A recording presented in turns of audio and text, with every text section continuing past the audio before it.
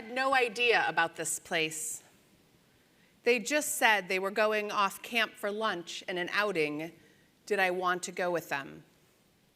I was a little embarrassed. I knew nothing about this Mecca they were gleefully planning to visit. Something about a TV show, a cute couple, and delicious cupcakes. I figured, what did I have to lose? The place is called Magnolia Market at the Silos. I think I had to ask 10 times to finally remember the name. Silos. What in the world did that have to do with a bakery and food trucks and a store? I had never heard of Chip and Joanna Gaines, a married couple from Waco, Texas, who are celebrities on the home and garden TV show Fixer Upper. Who knew they had created homes, a real estate business, a seed and supply company, the bakery, and the market? It was a warm July weekday as we approached the silos, and there was a long line of people waiting in line to get into the bakery and the market. I remember thinking, must be something if this many people are standing in the heat of the day for the opportunity to shop or pick out a treat. There was a cute green turf area that was bordered by food trucks selling lemonade in darling glass mugs with striped paper straws. There was gelato and sandwiches and popcorn. There was a little garden, benches and picnic tables to sit and stay a while, and kids frolicking, engaged in long games. It was quaint and charming in a very sweet but hopelessly commercial kind of way. I'm not gonna lie, I was annoyed. I just don't get that kind of stuff. But I went along not wanting to ruin the fun for the others. After a lap of the food trucks, we waited our turn to enter the market. I was cynical from the start, picking up the farmhouse-style pitcher and a rustic-looking cutting board and making a face at the price tag. Everything matched and came in sets. The store was pristinely organized and inviting and offered housewares galore, from the practical to the ridiculous, all branded Magnolia. As I walked further into the market, I saw signs on the wall, little sayings. Today is a good day for a good day. The world needs who you were made to be. There may be no thing greater than a life well loved. Really? A colleague of mine chided, now you have exactly what you need for your high holy day sermon. And that's when it hit me. What Magnolia Market is really selling is the comforting image of a neat and tidy life. Perfection. It's mashing dishes and towels, lovely candles, pristine cookware, and sweet sayings. They tuck in all the loose and messy pieces. In my mind, the market is like a mirage. When wandering around, you can imagine your life in magnolia simplicity and greatness. But when you purchase the wares and take them home, the shiny promise of perfection and goodness fades away. It's just another set of mugs on the shelf, towels on the rod, candles that melt, leaving darkened wicks. For most of us, the way our lives look and feel could not be any further from magnolia magnificence.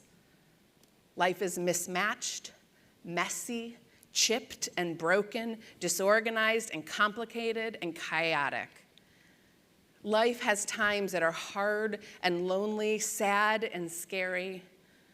While a pretty set of dishes or a baseball cap and cute t-shirt may temporarily camouflage pain and hardship, it is always there. Underneath the brightness of the sheen of the perfect porcelain plate and well-shaped spatula that fits perfectly in your hand. We all carry pain and hardship, every single one of us. In June of 2018, shame researcher and author Brené Brown reminded us, everyone has a story or a struggle that will break your heart. And if we're really paying attention, most people have a story that will bring us to our knees. These words were part of a post she crafted after fashion designer Kate Spade's death by suicide. Brown wrote, "The news of her death was a cruel reminder about the realities of depression and anxiety and about the dangerous stories we make up about those successful people who don't know anything about pain and never need help." I say dangerous because they're never true. And when we respond to a tragedy like this one with unfounded comments and criticism about someone who most of us didn't know at all and how she managed her struggle or her meds, her work, or her family, we help create the culture where it feels like help-seeking just opens us up for more pain and judgment. Brené Brown concludes, "To know pain is human. To need is human. And no amount of money, influence, resources, or sheer determination will change our physical, emotional, and spiritual dependence on others." On this Yom Kippur, it is time to be honest about all those struggles and our need for help. It's time to forgive ourselves the self-loathing and doubt, the little inner voices that tell us we are not enough, the judgment we have for ourselves and others, the struggle that is inherent in living. It is time to relinquish our stronghold on pretending we are okay, to suiting up each day and wearing the mask of "I'm fine" and hiding our real selves and our stories.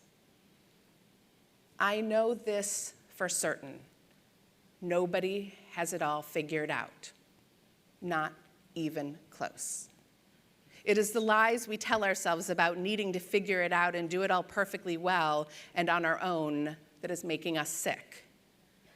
It's the lies that we live, the false images we portray to help convince others that we're okay. Those lies are making us sick. And sadly, we are sicker than we have ever been before. We are living at a time of real mental health crisis. According to NAMI, the National Alliance on Mental Health, millions of people in the US are affected by mental illness each year, and those numbers are increasing. Mental illness refers to any type of a person's behavior, mood, or thinking. 46% of adults have experienced mental illness. 1 in 3 adolescents experience mental illness, and 1 in 6 children know the struggle of psychiatric ache. These statistics cross age, race, religious, socioeconomic, and gender boundaries. None of us are immune. And whether we know it or not, or acknowledge it or not, each and every one of us knows someone who struggles with mental illness. And many of us live with mental illness. Depression, anxiety, ADHD, bipolar disorder, OCD, post-traumatic stress, borderline personality, addiction. I could go on. Mental health and the struggle of mental wellness are not new. Ancient hieroglyphics depict suicide. The Bible tells of struggle and emotional suffering. The story of Jonah reminds us when Jonah cries out to God, "Please take my life from me, for it is better for me to die than live." Rebekah, distraught over family conflict, asked Jacob, "What good is my life?" Job, in his anguish, curses the day he was born. The defeated prophet Elijah begs for death. These narratives shine light on the struggles of our ancestors. They are told because they are our struggles as well. And as we suffer pain and despair and loving care for those who do, like them, we can find strength and comfort in God and faith and community. Dr. Robin Gearing, director of the Center for Mental Health Research at the University of Houston, reminds us that mental health is a normal part of the human experience. If the names of psychiatric diseases were spoken aloud and treated openly and compassionately, like we do with cancer, Alzheimer's, diabetes, and heart disease, it is more likely that people would seek the treatment they so desperately need. Imagine if when struggling with our mental health, it was something we shared more openly. Friends and neighbors might show up with casseroles, homemade banana bread, and flowers, and offer to help run errands for us or pick up the slack until we were feeling better. Sadly, that is not the case. We are good at concealing our mental health struggles. When we fail to talk about psychiatric disorders and suicide, we continue to stigmatize these illnesses and create real barriers for treatment that can help most people. Suffering quietly, alone, and without help because of stigma is not okay. Dr. Gearing also teaches that the goal of suicide is not death, rather an escape from feeling trapped. Every living thing searches for a way out when feeling trapped. As the shoot of a plant grows and finds its way to emerge from the crack in the street or between the fence slats, so too the human soul will find a way to end feeling trapped and suffering. This is why it is so important that those who are struggling get support from family, friends, and professionals, key partners in finding solutions when feeling trapped. This is a very hard and painful topic that weighs heavy on my heart. I know it is extraordinarily painful and scary for some of you as well. I have felt nervous about sharing this message because it makes me feel vulnerable, and I fear it may change the way that you look at me or think about me. But because it is so important, I'm willing to take that chance. I'm speaking about this today on the holiest day of the year, in our most sacred space, because for many, this message is about life and death. Just moments ago, Torah told us to choose life. We do so when we talk about hard and painful things in a caring and compassionate way. I know what it is to suffer from mental health challenges, and I know the heartache of loving someone with mental illness. I also know I'm not alone. As a new rabbi, many years ago, I suffered from PTSD, post-traumatic stress disorder. My life was shattered when a family member became critically ill and almost died. The images I saw, the sounds I heard, the smells of the hospital antiseptic became seared onto my brain and overwhelmed my senses. After the crisis subsided, I returned home to Houston and found myself struggling to keep it all together. I felt anxious and stressed, was often in tears and shaky. Terrified that my brokenness would be seen, I tried to hide and dive deeper into work, but that made things worse as I struggled to concentrate and carry on with my normal roles as a wife and a rabbi. The work I most loved to do, visit those who are sick in the hospitals, became the most traumatic part of my week. Walking through the hallways was dizzying. As I sat with our members and their families, I wanted to get up and run away. Seeing bags of TPN and other IV fluids brought on waves of nausea. I knew something was terribly wrong. I was fortunate to find a skilled and compassionate therapist who listened to me, reassured me that I wasn't crazy and that she'd help me get through it. She taught me that what I was experiencing was my brain's attempt to reconcile a trauma and that my response wasn't unusual. As bad as I felt, those words were amazingly reassuring. We all just want to know that we're going to be okay and that we're not unusual. When she suggested I needed medication, I panicked. Was I going to become a zombie? Would everyone know that something was wrong with me? What if I couldn't do my work and help support my family? Ultimately, my trust in my therapist was stronger than my fear. Medication was helpful, and after 6 months of regular therapy and treatment, I was able to stop the medication and regain the mental wellness I had always taken for granted. In retelling this story, it seems neat and tidy. Something really bad happened. I got sick. I got help. I got better. All is well. We put the bow on top. It certainly didn't feel like that at the time.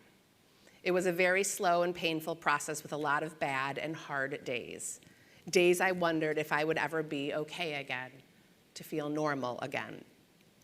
My struggle taught me the reality of what it is to suffer with mental health challenges and how to be more compassionate of others who do. I also know the reality of loving someone with psychiatric illness. I know the fear that rides shotgun when my loved one isn't doing well. I know the anger that I often misdirect at others instead of at the scourge of disease that runs rampant among us. I know the tensions that these diseases create in family systems. I know the ever-looming feeling of wondering when it will get bad again and trying to figure out how I can shore myself up in my family's life to be ready. I know the deep exhalation that comes when things have been better lately and then worrying that I'm jinxing myself. I know being able to fix it, control it, and worrying about how it affects me when it isn't even my body or mind that's suffering. I know what it is to be embarrassed to seek out care, to have others ask for a friend because it seems too vulnerable to admit that it is my loved one who suffers. I know the battle of trying to encourage someone who's really sick to seek treatment, to consider being admitted to a psychiatric hospital, and I know firsthand the resistance of a loved one to get because they are terrified of being locked up, put away, and stripped of every comfort and source of communication when they are already aching and afraid. I know what it is to worry and wring my hands considering the what-ifs that are always there when you love someone who suffers with mental illness.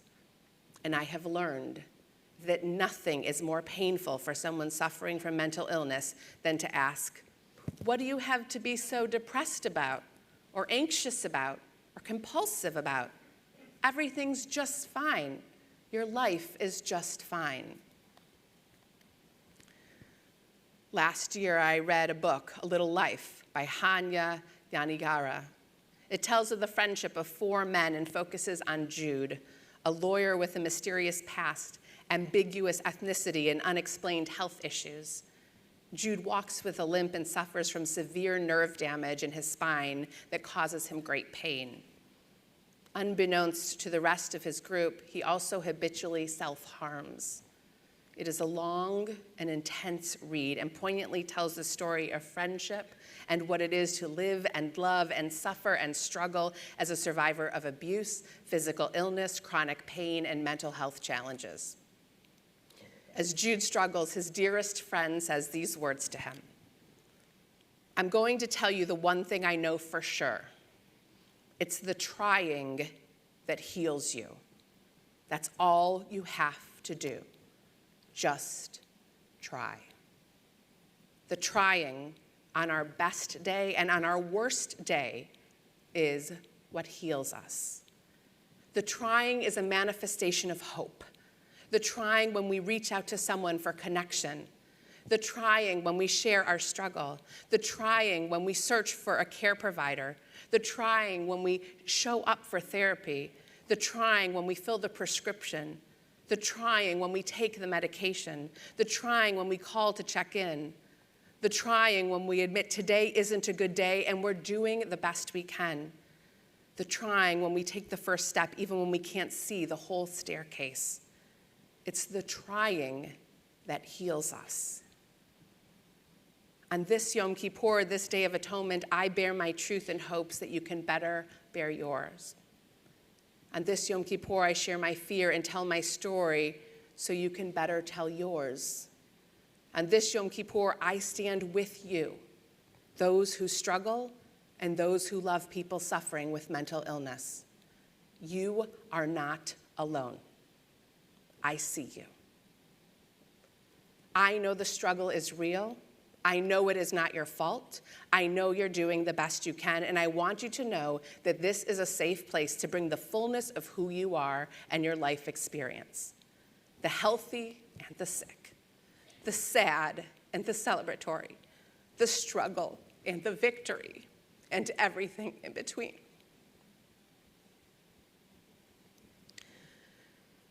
In conclusion, we think about Moses as he came down the mountain. After receiving the tablets, he became so enraged at seeing the golden calf that he throws them down and smashes them to pieces. The Talmud tells us that those broken pieces are not discarded or left behind or buried. Moses picks up each precious piece of the tablets. He collects every shard, and he lovingly places each piece in the holy ark.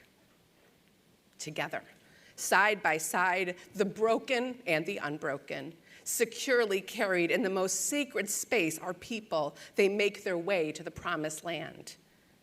We are like those precious tablets, allowing ourselves to be held and carried in our times of brokenness, and being ever sensitive to those who suffer, reaching out, understanding, and helping to hold up those who feel broken.